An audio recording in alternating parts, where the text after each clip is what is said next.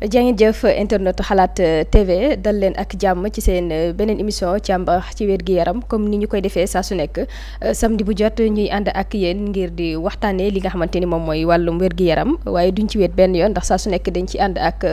docteur Meissa Ndao ni ki tey ji nag ñu fas yéene waxtaanee benn feebar boo xamante ni dañu ko tàmbali di gis muy bari ci suñu réewu Afrique yi waaye nekk feebar boo xamante ni lu metti la ci ñi koy dund ndax léeg-léeg askan bi dañ lay am ay jafe-jafe ngir comprendre leen di la dépression loolee la ñu fas yéene waxtaanee niki tey ci càmbar ci wér-gi-yaram ci kanam tuuti dina gën a leer laata ñuy xuus ci waxtaan wi ma dalal ki nga xamante ni moom mooy docteur Meissa Ndao nuyu naa la. salaamaaleykum wa rahmatullah suñu téléspectateur u Xalaat TV yëpp ñu ngi leen di nuyu soxna Amina ci di ko gërëm di ko sant di gërëm suñu téléspectateurs yi nga xam ne aussi ñu ngi suivre ci Xalaat TV.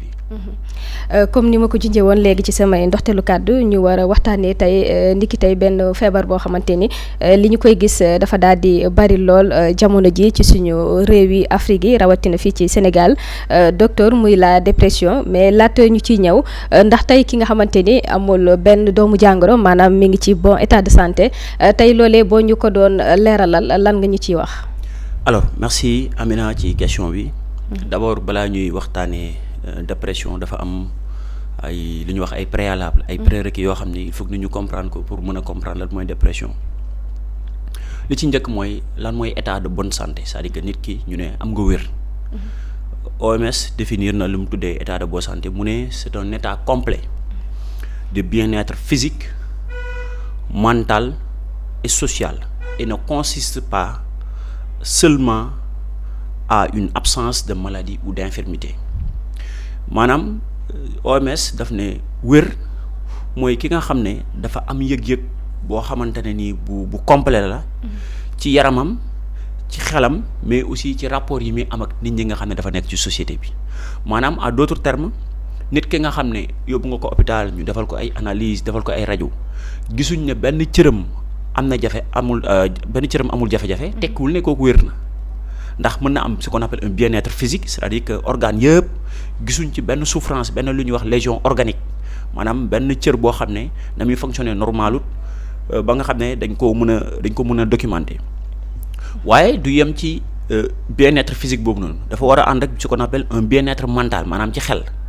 maanaam nit ki nga xamante ne xelam dafa jaxasoo dafa am ay jafe-jafe àdduna ci définition OMS kooku dañoo jàpp ne dafa wérati ñetteel bi mooy beneen bien-être mooy ce qu'on appelle le bien-être social ki nga xam ne aussi bëri na xaalis fu ko neex mu dem lu ko neex mu jënd bu ko neexee mu tukki mais rapport bi mu am ak société am rapport bi mu am ak doomu aadama yi muy dundal rapport yi dafa am difficulté pour intégrer ak nit ñi am ce qu'on appelle des relations saines ak environnement am kooku aussi ci définition bi dañu jàpp ne dafa wérati donc wérati wér tekkiwul rek que ne sa cœur bi wala sa rein bi mu ngi fonctionner normalement rek da nga wér c'est un terme beaucoup plus holistique maanaam terme bu gën a yaatu la nga xamante ne ni dafay englober nit ki bien-être physique am mooy cër yi mais également ci xelam ak ci rapport yi nga xam ne mu ngi koy am ak doomu aadama yi nga xam ne mu ngi dund ak ñoom loolu mooy le terme santé tout court rek loolu la tekki définition bi nga xam ne moom la ko OMS jox. bu ci jógee ci boobu les définition tamit am na leneen lu ñuy wax lii di sentimental loolu tamit am na ñu muy faral di dal loolu it luñ ci mënta tënkee. alors santé mentale nag. définition bi ñu wax nii mooy définition bu générale bi nga xam ne moo intéressé santé tout court. mais ci biir santé am na ce qu'on appelle la santé mentale qui est un peu différente de ce qu'on appelle la santé somatique mooy santé physique. Santé mentale dañ naan la c'est la capacité psychique d'un individu à jouir pleinement de ses facultés à comprendre ce qu'il fait, ce qu'il dit et à interagir harmonieusement avec la société. Bien plus que l'absence de maladie somatique, c'est une composante intégrale de la santé fondamentale pour le fonctionnement humain. maanaam lii suñ ko doon jëm a firi ci wolof dañ naan santé mentale mooy nit ki maanaam capacité bi nga xam ne am na ko ci xel pour que li ko suñ borom def ci ay faculté maanaam ci ay njariñ mu mën koo jëfandikoo ba pare mu nekk koo xam ne li muy def lu muy xam la li muy wax lu muy xam la ba pare mën a interagir maanaam mën a jëflante ak nit ñi nga xam ne mu ngi dund ak ñoom mu nekk dans le cadre professionnel mu nekk dans le cadre familial wala mu nekk ci beneen cadre donc su fekkee da nga am ci yooyu noonu ay jafe-jafe dañuy wax ne da nga am jafe-jafe ci sa santé mentale mais loolu aussi dafa am beneen jeexital mooy que santé mentale yamul rek ci loolu parce que dafa am ñeenti mbir yoo xam ne moom mooy tax ñu natt ko mooy caractériser ce qu'on appelle la santé mentale mooy que nit ki su fekkee am na ce qu'on appelle une capacité de résilience dans la vie quotidienne maanaam xam nga ñun bés bu yàlla sàkk dañuy am ay jafe-jafe ay difficultés ay obstacles de la vie mais su fekkee nit ki jafe-jafe bu ñëw rek daf koy écraser jafe-jafe bu ñëw mu fléchir mu mel ni lu ko àttanut loolu dañ naan santé mentale am dafa am jafe-jafe beneen bi mooy en fait l'accomplissement mooy nit ki bokk na ci li am tax mu am santé mentale mooy que dafa war a nekk nit koo xamante ne nii dina mën a accomplir maanaam dina mën a nekk dara ci société bi loolu xam nga boo la rappelé wu fan yee passé maa ngi wax suñu émission que ne les 4 règles d'or qui permettent à la personne de vivre longtemps et en très bonne santé. Absolument. C'est-à-dire que nit maa ngi doon wax ne ñàkk activité dafa am jeexital ci sa psychologie de la même façon boo bëggee am santé mentale bu mucc ayib da nga war a am ce qu'on appelle ce qu'on appelle un besoin d'accomplissement maanaam nit ki mu amal njëriñ maanaam mu am loo xam ne da koy jëriñ nit ñi par exemple tey comme yow journalisme bi ngay def nga sentir ne da ngay xëy sa kër dem plateau Xalaat TV animé émission yëg-yëg boobu ngay yëg ay nit di la seetaan loolu dafa am jeexintal ci sa wér-gu-yaram de la même façon man médecin bi ma doon ma jógee ko suma kër dem hôpital di consulter ay nit consulter nit boobu mooy consulter nit ñi au delà liñ may fay ak yu demee noonu même suñ ma fayul c'est-à-dire que nit ñi di la gërëm di la sant nga sentir ne am nga benn impact ci bakkanu doomu aadama yi loolu dafa am jeexintal ci sa santé ce qu'on appelle le besoin d'accomplissement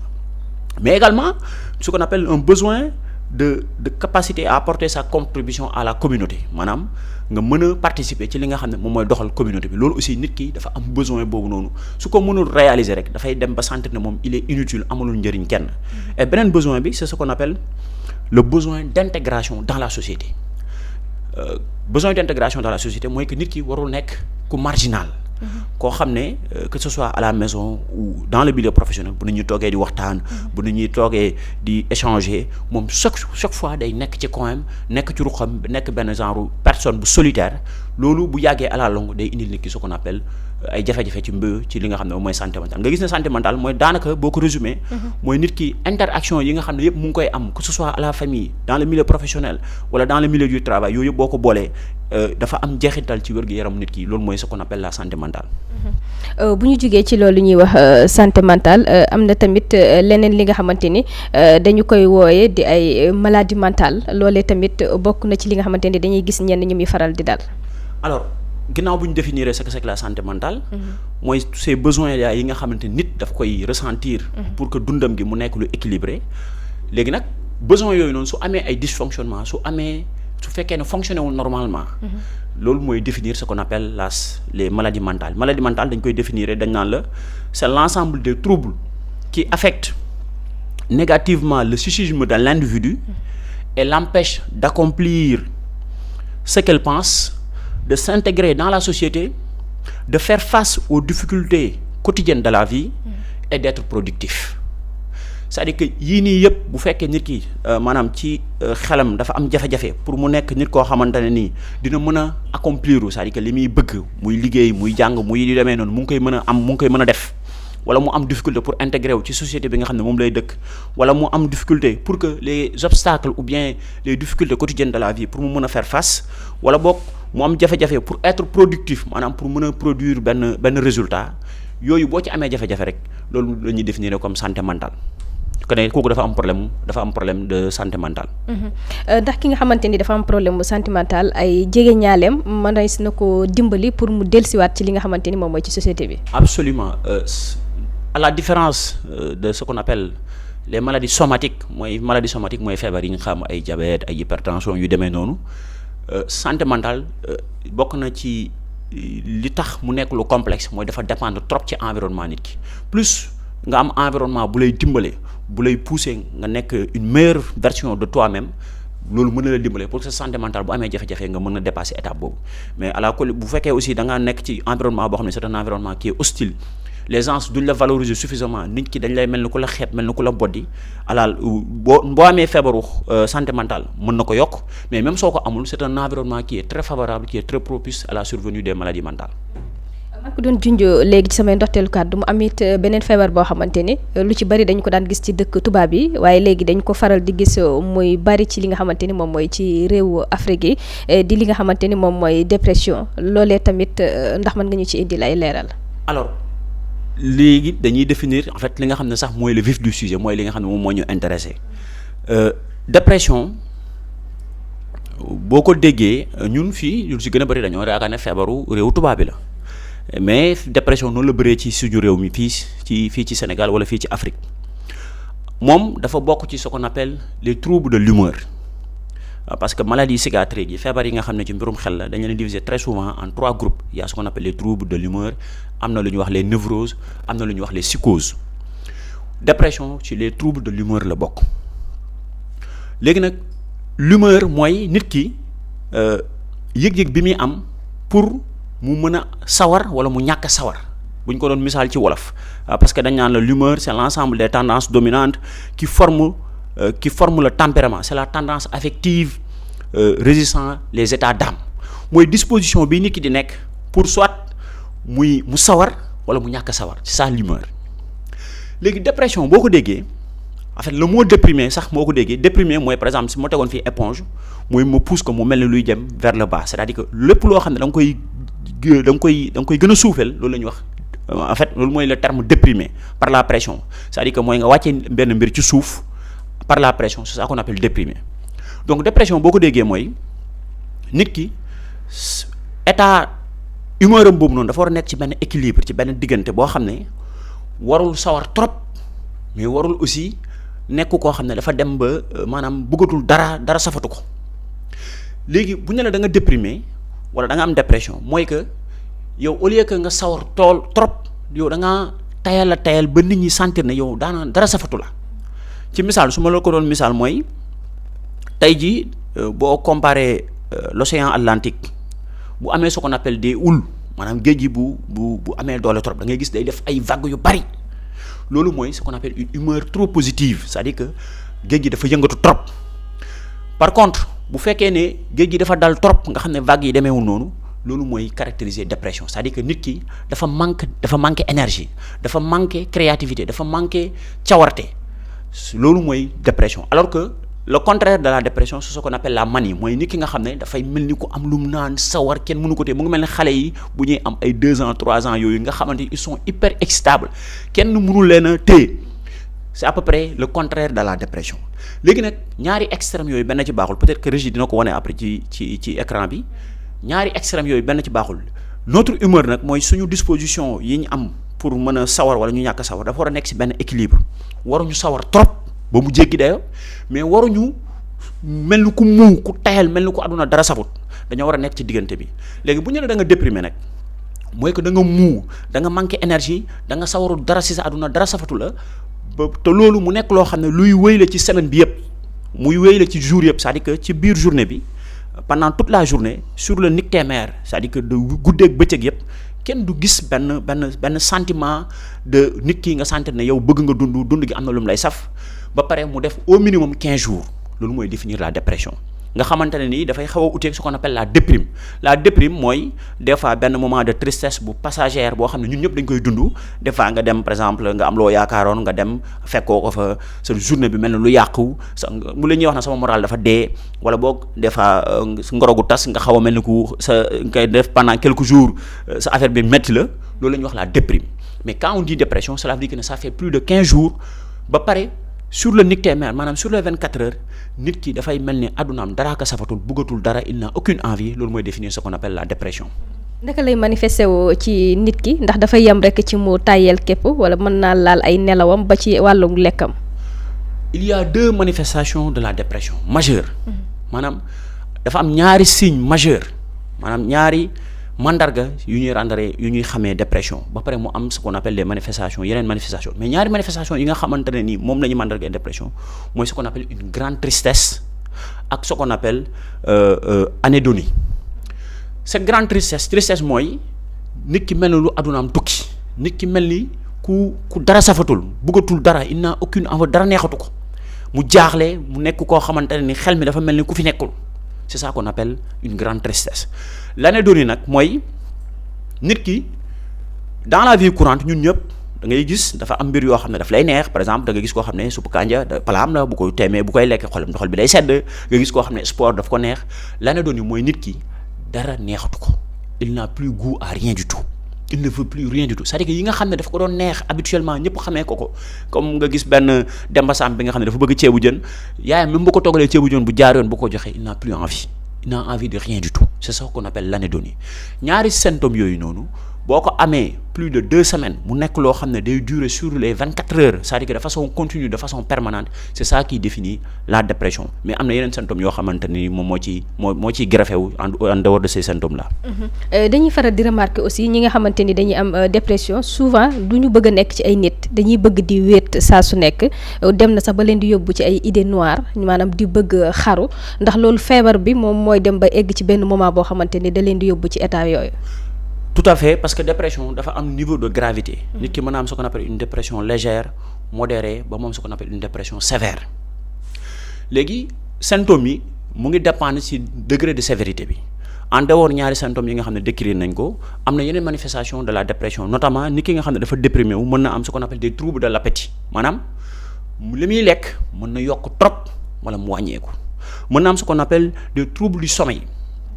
trouble du sommeil mooy li muy nelaw mu nekk lu bari trop wala mu nekk loo xam ne dafay wàññeeku mais mën na am aussi day am lu ci gën a bari ce qu'on appelle une très grande fatigue boo xam ne maanaam coono gu bari lay yëg boo xam ne activité am justifié wu ko maanaam deful benn activité buy tax mu war a mën a sonn boobu noonu moom sax du mën a expliquer li tax muy sonn alors que il ne fait rien du tout parce que le déprimé très souvent du sawar pour liggéey parce que dara safatu ko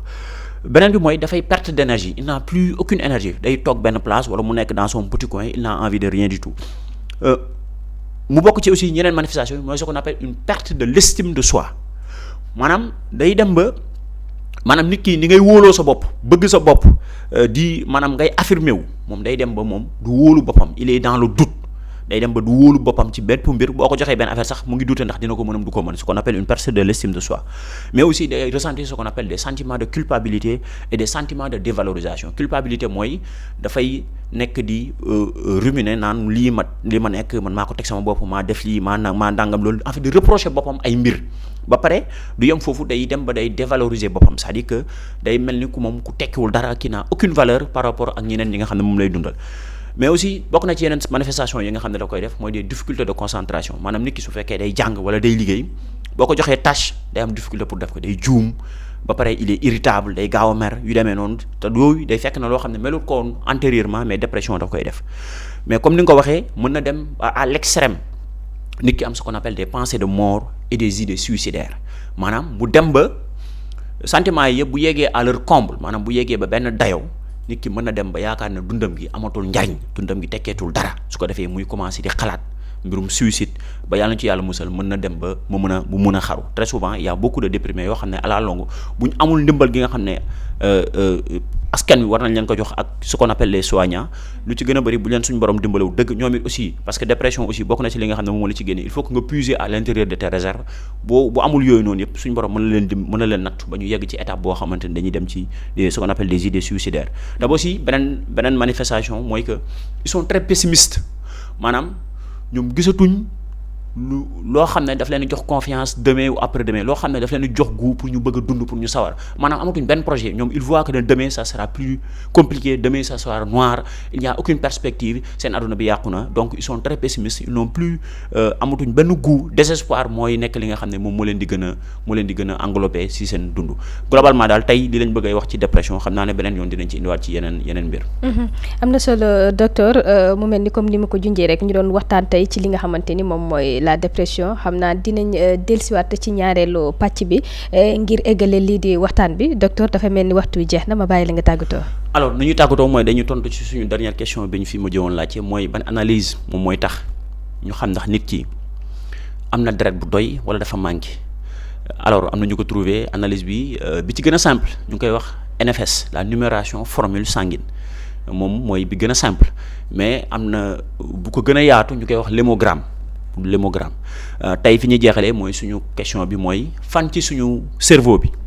mooy nekk zone bi nga xam ne moom mooy réguler moom mooy gérer ce qu'on appelle l'humeur maanaam l'humeur mooy ce paramètre qui nous permet de savoir nit ki s'il est en fait déprimé s'il est stable ou bien s'il est maniaque donc ban zone ci suñu cerveau bi à quel niveau au niveau de notre cerveau est régulé ce qu'on appelle l'humeur foofu mooy question du jour incha allah. am na solo mi ngi noonu ñoo ngi xaar li nga xamante ni moom mooy seen réponse ci question bi nga xamante ni docteur daal dina koy posé ni ki tey mbégte kontaante li ñu am saa su nekk di ànd ak yéen ci càmbar ci wér-gi-yaram di leen jox dig daje ba beneen yoon ci beneen numéro fii ci Xalaat TV jaa ngeen jëf.